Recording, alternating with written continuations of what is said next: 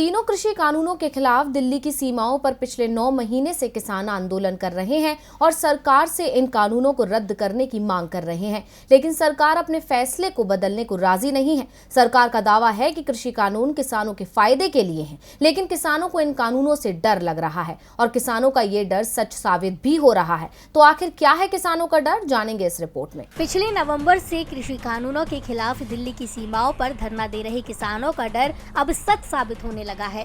कृषि बिल के विरोध में प्रदर्शन कर रहे किसान शुरू से ये दावा कर रहे थे कि ये कानून अडानी और अंबानी के फायदे के लिए लाए गए हैं। आशंका जता रहे हैं कि इन कृषि कानूनों के आने के बाद बड़ी कॉर्पोरेट कंपनियां अपने हिसाब से फसल के दाम तय कर औने पौने दामों में किसानों की फसलें खरीदेंगी, जिससे किसानों को काफी नुकसान भुगतना पड़ेगा और किसानों का ये डर सच साबित भी होता नजर आ रहा है। जब हिमाचल में गौतम अडानी की कंपनी ने पिछले साल की तुलना में सेब के दाम प्रति किलो 16 रुपए कम तय किए, कंपनी ने जैसे ही दाम तय किए उसके बाद अचानक ही सेब के दाम नीचे गिरने लगे। सेब बागवान परेशान हैं क्योंकि अब उन्हें सेब की पूरी कीमत भी मिलती नहीं दिख रही है।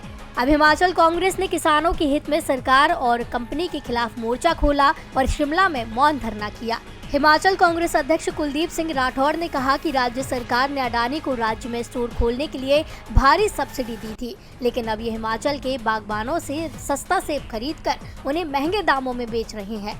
राठौर ने कश्मीर की तरह हिमाचल में भी सेब की एमएसपी निर्धारित करने की मांग की। अब देखना है कि मोदी सरकार किसानों की परेशानी कम करेगी या फिर वो कानून में कोई बदलाव नहीं करेगी। डीवी लाइव की रिपोर्ट।